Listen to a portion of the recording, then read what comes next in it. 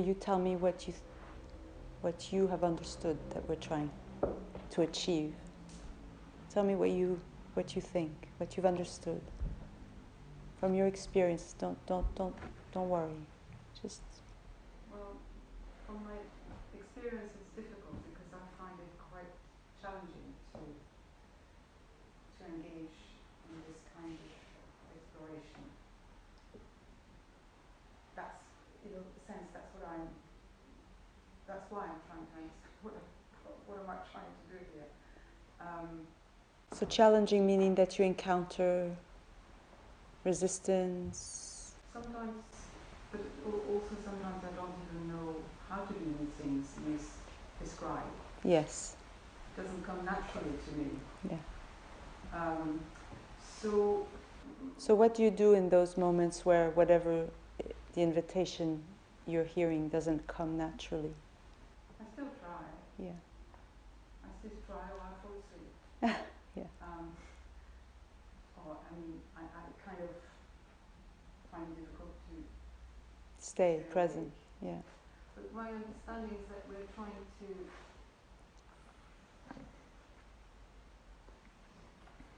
create a gap between the feeling of, or rather, we're very invested in the idea that we are the body, so that these things are aiming to. This is No, get rid of that. that's right.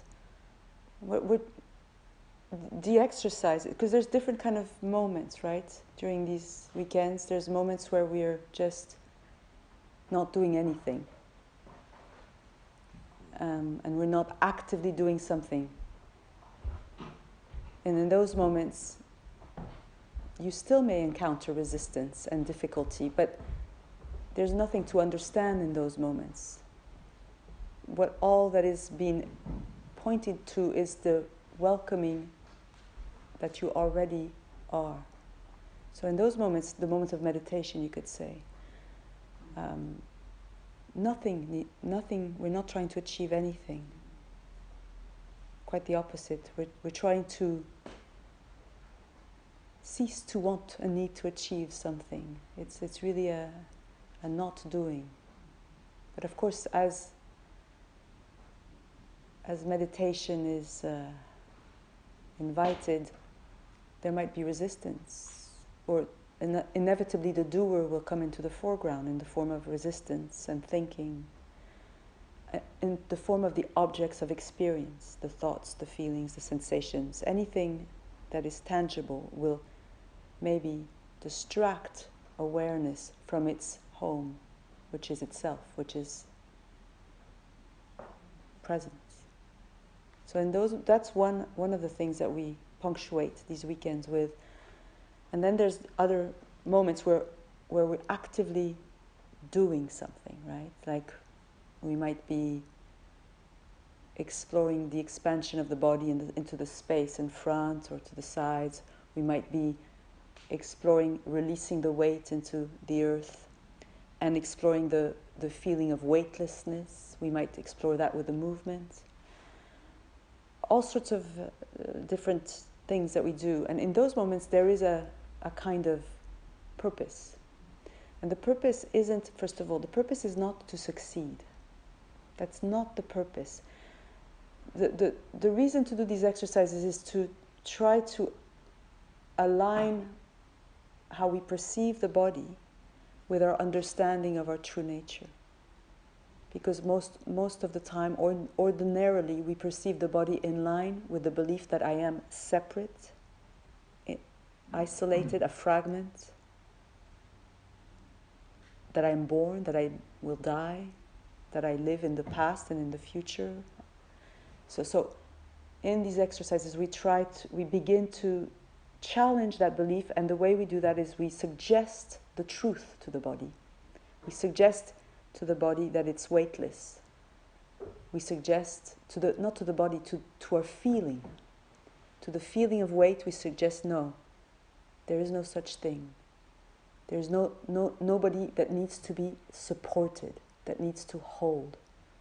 There's nobody that needs to feel contained. So we begin to suggest these perceived qualities directly to the body.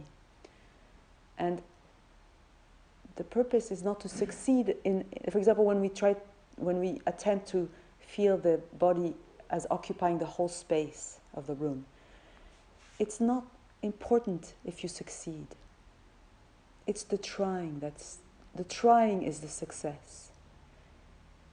In the trying, first of all, your intention, your pure intention is to explore the truth, and that's your pure intention is the truth. So it's the truth kind of seeking itself and exploring itself. So it's already perfect. And the feeling of not succeeding, in fact, is the face of the separate entity at the level of the body that is beginning to surface.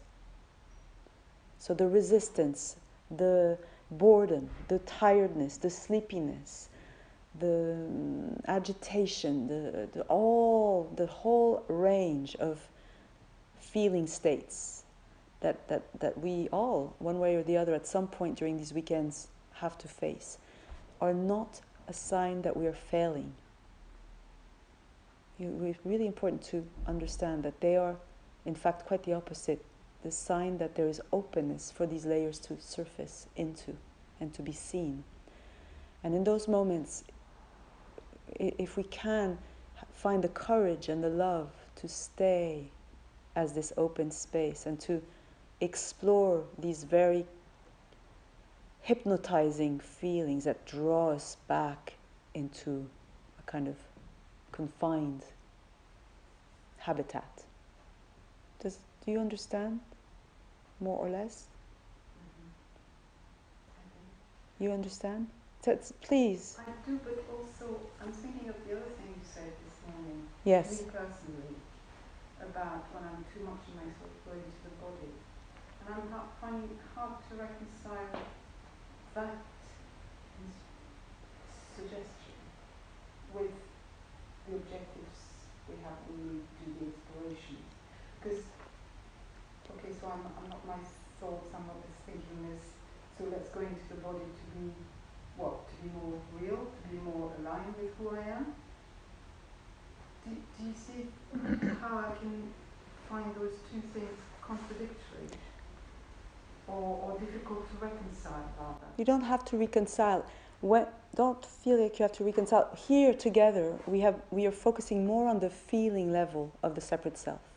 We're exploring more the feeling belief, the belief at the level of feelings in separation. That's why I constantly am inviting us to move away from concept into feeling. So you don't need to reconcile anything. At another moment, we could be, like now, we're exploring with our minds. You're trying to understand with your mind, what is it that we're doing in the morning. So here we use thinking. But when we're exploring the feeling belief, then it makes sense to descend into the language of the body itself, right? There's no need to reconcile anything. I don't understand why it's a contradiction for you.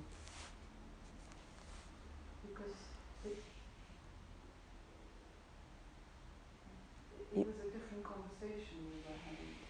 Well, this morning you asked me, I think, what can I do to practice this, right? And with that answer, you did say, when you're too much in your mind, yes, go into the body. When you find yourself, in that thinkingness and buying into the thoughts that revolve around the separate Eva, who's not good enough, who's this, who's that, like always in the past, projecting.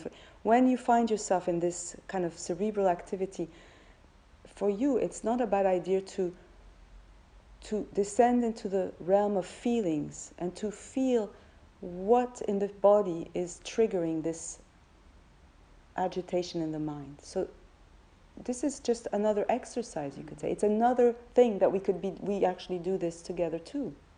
It's just another yoga. It's another yoga. It's another exercise. And there again, you might not succeed, but you do your best.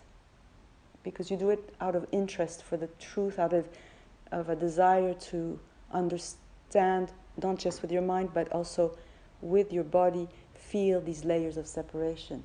So you're doing it as an exploration. And again, the point is not to succeed, it's to try. And then you stop. You just do it for 10 minutes.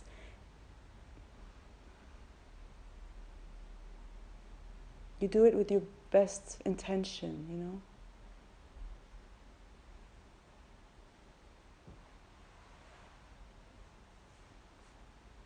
And then God does the rest, so to speak. You come as far as you can, and then you find that some miracle happens, that the next day the next moment you're at peace. The next moment a sweetness comes. And nobody could manufacture that. But you came as far as you could. As the one who believes herself to be separate, you took yourself as far as you could, as close as you could to the truth. But then it's the truth that takes you. It was a truth all along. But as long as we feel that we are separate, from that position as a separate thinker, as a separate self, we do our best to